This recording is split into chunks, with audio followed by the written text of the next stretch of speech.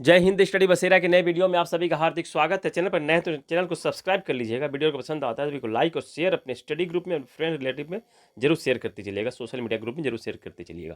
चलिए, पहला है अंजू राठी राणा पहली महिला विधि सचिव बनी है। पहली महिला विधि सचिव व कानून सचिव भी कह सकते हैं। तो महिला पहली बार बनी है ये सचिव महिला के रूप में। तो अंजू राठी राणा का नाम जबरदस्त तरीके से ध्यान रखना है। केंद्रीय कानून मंत्री कौन है? तो अर्जुन राम मेघवाल हैं। इसलिए कानून सचिव भी कह सकते हैं। पहली महिला है कानून सचिव के रूप में नियुक्ति हुई है अंजू राठी राणा। नेक्स्ट है ग्लोबल आतंकवाद इंडेक्स 2025 जारी हुई है। किसके द्वारा जारी किया जाता है? इसे हम ग्लोबल टेररिज्म इंडेक्स या GTI शॉर्ट फॉर्म में इसे कह सकते हैं। ये जारी करता ऑस्ट्रेलिया की एक संस्था है, institute of economics and peace. ये एक ऑस्ट्रेलिया की संस्था, इसके द्वारा जारी किया जाता है। इस आतंकवाद में आतंकवाद से प्रभावित सबसे अधिक प्रभावित कौन देश है इसको देखा जाता है। तो सबसे अधिक प्रभावित देश में बुर्किना फासो एक नंबर पे है, दूसरे नंबर पे पाकिस्तान है और तीसरे नंबर पे सीरिया है। तो आतंकवाद से प्रभावित देश ये तीनों हैं, 1 2 3। और अपना भारत कितने नंबर पे? अपना भारत 14 नंबर पे है आतंकवाद प्रभावित देशों में। तो इस तरह से इस चीज को ध्यान रखना है। चलिए, एक बार हम लोग इसको भी रिवाइज कर लेते हैं। 2024 के जो इंडेक्स जारी हुए थे, तो India rank in important index 2024 का ये कंप्लीट इम्पोर्टेंट इंडेक्स है। और 2025 का भी उसके देख लेते हैं। वैश्विक नवाचार इंडेक्स 2024 में 39वां स्थान था, टॉप पे स्विट्जरलैंड था। हैप्पीनेस इंडेक्स 2024 में भारत 126वें स्थान पर था और टॉप पर फिनलैंड था। ग्लोबल पीस इंडेक्स 2024 में भारत 116वें स्थान पर था और टॉप में आइसलैंड था। जेंडर गैप रिपोर्ट 2024 में भारत 129वें स्थान पर था और टॉप पर आइसलैंड था। करप्शन इंडेक्स 2024 में भारत 93 पॉइंट पे था, रैंक पे था और टॉप पे सोमालिया था। प्रेस फ्रीडम इंडेक्स 2024 में भारत 159 रैंक पे था और टॉप पे नॉर्वे था। ग्लोबल फायर पावर इंडेक्स 2025 जारी हुई है। टॉप पे USA है, भारत 4th रैंक पे था, चौथा रैंक पे अपना भारत था। दूसरा संस्करण है खेलो इंडिया पैरा गेम 2025 का आयोजन न्यू दिल्ली में किया जाएगा। 20 से 27 मार्च तक इसका आयोजन किया जाएगा। दूसरा संस्करण ध्यान रखिएगा, खेलो India para game 2025 new Delhi में आयोजन किया जा रहा है। इसे भी देख लीजिए। इस सम्मान की घोषणा जो 2024 में हुई थी, परंतु अभी यह प्रदान किया गया प्रधानमंत्री नरेंद्र मोदी जी को। बारबाडोस का सर्वोच्च सम्मान है honorary order of freedom of Barbados, जो कि कैरिबियाई कंट्री है। इसके द्वारा 2024 में घोषणा की गई थी सम्मान देने की, अभी प्रदान किया गया है। और किसे प्रदान किया? तो प्रधानमंत्री वहां नहीं गए हैं। प्रधानमंत्री के प्रतिनिधि के रूप में विदेश राज्य मंत्री पवित्रा मार्घेरिटा इन्होंने स्वीकार किया। ये पुरुष हैं, ध्यान रखिएगा। इन्होंने इस पुरस्कार को स्वीकार किया है और प्रधानमंत्री के प्रतिनिधि के रूप में। तो बारबाडोस की कैपिटल क्या है? ब्रिज टाउन है। अंतर्राष्ट्रीय महिला दिवस प्रत्येक वर्ष 8 मार्च को मनाया जाता है। तो इस बार भी 8 मार्च को मनाया गया है। तो इस बार की थीम है, दिवस की थीम है for all women and girls right, equality and empowerment. ये दिवस की थीम है। और भी थीम यहाँ मैं दिखा हूँ, वो देख लीजिएगा, क्वेश्चन को ध्यान से समझिएगा। ये जो थीम फर्स्ट नंबर पे है, for all women and girls rights, equality and empowerment, ये दिवस की थीम है। ये अंतर्राष्ट्रीय दिवस 8 मार्च को मनाया जा रहा है। तो दिवस की थीम है ये। अंतर्राष्ट्रीय चैंपियन नहीं, कैंपेन होगा। अंतर्राष्ट्रीय कैंपेन थीम है। अंतर्राष्ट्रीय कैंपेन जो अंतर्राष्ट्रीय महिला दिवस के अवसर पर कैंपेन का आयोजन किया जाता है, उसकी थीम रखी गई है एक्सेलरेशन, #एक्सेलरेशन एक्शन।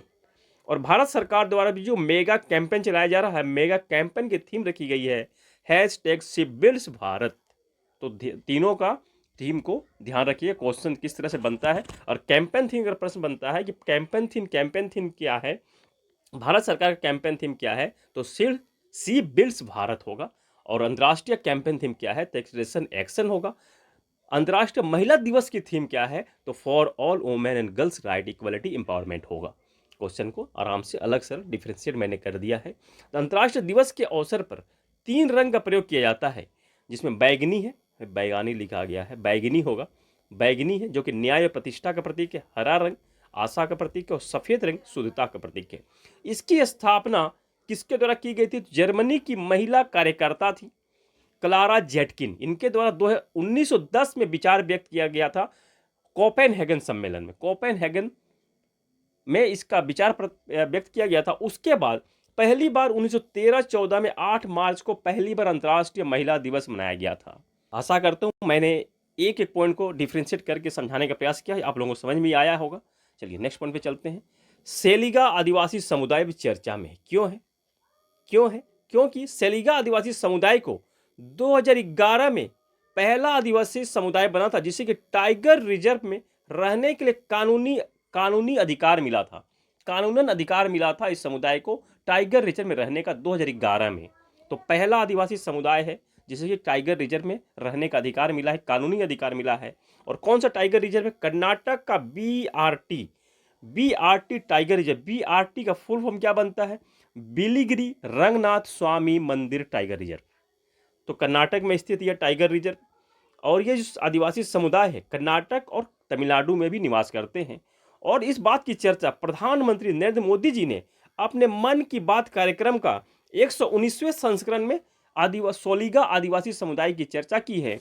इन्होंने चर्चा में कहा है कि सोलिगा आदिवासी समुदाय के कारण ही बीआरटी टाइगर रिजर्व में बाघों की संख्या बनी है, क्योंकि ये बाघों को देवता मानकर इनकी पूजा करते हैं और इसी कारण से इस टाइगर रिजर्व में बाघों की संख्या में वृद्धि देखी गई है। प्रोजेक्ट हिफाजत। अंतर्राष्ट्रीय महिला दिवस के अवसर पर ही पंजाब सरकार द्वारा प्रोजेक्ट हिफाजत शुरू की गई है। महिला और बच्चों को हिंसा से बचाने के लिए इस प्रोजेक्ट की शुरुआत की गई है। पंजाब की राजधानी चंडीगढ़ होती है और चंडीगढ़ जो एक केंद्र शासित प्रदेश भी है उसकी अपनी राजधानी चंडीगढ़ ही होती है। और हरियाणा की राजधानी भी चंडीगढ़ है, यानी कि 2 स्टेट और एक यूनियन टेरिटोरी की राजधानी चंडीगढ़ है। ये भी पूर्ण ध्यान रखिएगा, प्रश्न किसी भी तरह से घूमकर आ सकता है। मुख्यमंत्री कौन है पंजाब के? भगवंत मान सिंह है। और गवर्नर गुलाब चंद कटारिया हैं पंजाब के। चलिए, जो नए राज्यपाल नियुक्तियां हुई थी या जिनका हस्तांतरण हुआ था वही हम लोग एक बार देख लेते हैं। हरिभाऊ किशन बागड़े राजस्थान के राज्यपाल हैं। संतोष गंगवार झारखंड के। गुलाब चंद कटारिया पंजाब के राज्यपाल हैं और चंडीगढ़ के प्रशासक हैं। रमन डेका छत्तीसगढ़ के राज्यपाल हैं। सीपी राधाकृष्णन महाराष्ट्र के। जिष्णु देव वर्मा तेलंगाना के। ओम प्रकाश माथुर सिक्किम के। लक्ष्मण प्रसाद आचार्य असम के राज्यपाल हैं। ये मणिपुर का अतिरिक्त प्रभार अभी इनके पास नहीं है। CH विजय शंकर मेघालय के राज्यपाल हैं। के कैलाशनाथन पुद्दुचेरी के उपराज्यपाल हैं। जनरल BK सिंह मिजोरम के राज्यपाल हैं। राजेंद्र अर्लेकर केरल के राज्यपाल हैं। आरिफ मोहम्मद खान बिहार के राज्यपाल हैं।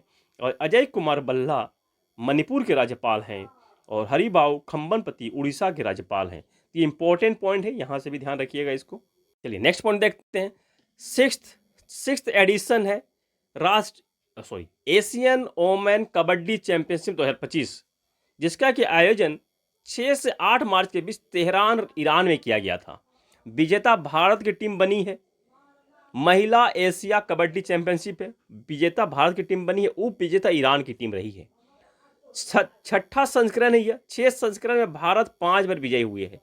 5 टूर्नामेंट भारत महिला कबड्डी टीम ने जीता है। तो एक जो बच गया तो किसने जीता है, प्रश्न यहां से बन सकता है। तो चौथा संस्करण था जो जिसमें भारत विजय नहीं हुआ था, 2016 में खेला गया था। विजेता साउथ कोरिया रही थी, दक्षिण कोरिया की टीम विजेता रही थी। किसे हराया था? तो थाईलैंड की टीम को हराया था। एशियन कबड्डी फेडरेशन इसका आयोजन करती है। तो एशियन कबड्डी फेडरेशन का हेडक्वार्टर कहाँ है? तेहरान ईरान में है। इसके अध्यक्ष वर्तमान अध्यक्ष जनार्दन सिंह गहलोत हैं। अब लास्ट में हम लोग थोड़ा डिवीजन कर लेते हैं। तीसरा, साबा महिला चैंपियनशिप 2025 का आयोजन दिल्ली में किया गया था। विजेता भारत की टीम रही थी, उप विजेता मालदीव की टीम रही थी। साबा का फुल फॉर्म बनता है साउथ एशियन बास्केटबॉल एसोसिएशन। 71वां सीनियर नेशनल पुरुष कबड्डी चैंपियनशिप 2025 का आयोजन विजेता सर्विसेज टीम रही थी और उप विजेता रेलवे की टीम रही थी। तुहिनकांत पांडे सेबी के 11वें अध्यक्ष बने हैं। माधवी पुरीबुच सेबी की पहली महिला अध्यक्ष हैं, 10वीं अध्यक्ष थी ये। डॉक्टर मयंक शर्मा रक्षा लेखा महानियंत्रक नियुक्त हुए हैं। और अजय भादु CEO of government e market place के मार्केट CEO बने हैं। रणजी ट्रॉफी 2024-25 की विजेता टीम विदर्भ टीम रही है। कप्तान अक्षय वाडकर है, उप विजेता केरल की टीम रही है। 25वीं नवरत्न company IRCTC Indian railway catering and tourism corporation रही है। और 26वीं नवरत्न कंपनी का दर्जा किसे दिया गया है? IRFC यानी कि इंडियन रेलवे फाइनेंस कॉर्पोरेशन को दिया गया है। टोटल नवरत्न कंपनियां भारत में कितनी हो गई है?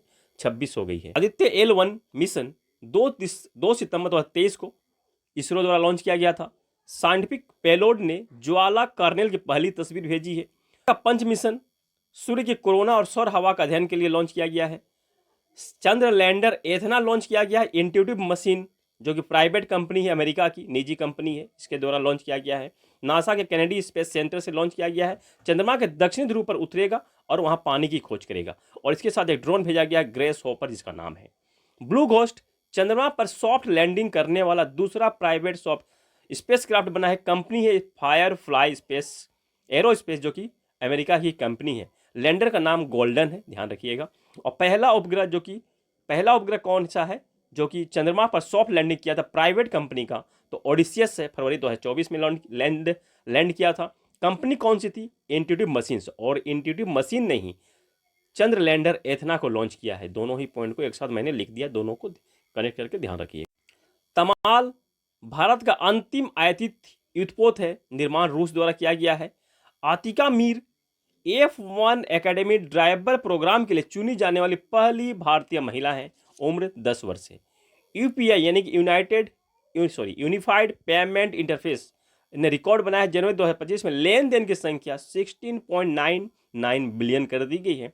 तो यूपीआई की शुरुआत 2016 में 21 सदस्य बैंकों के साथ एनपीसीआई द्वारा किया गया था। मित्र क्लिनिक क्या है? हैदराबाद में स्थित है।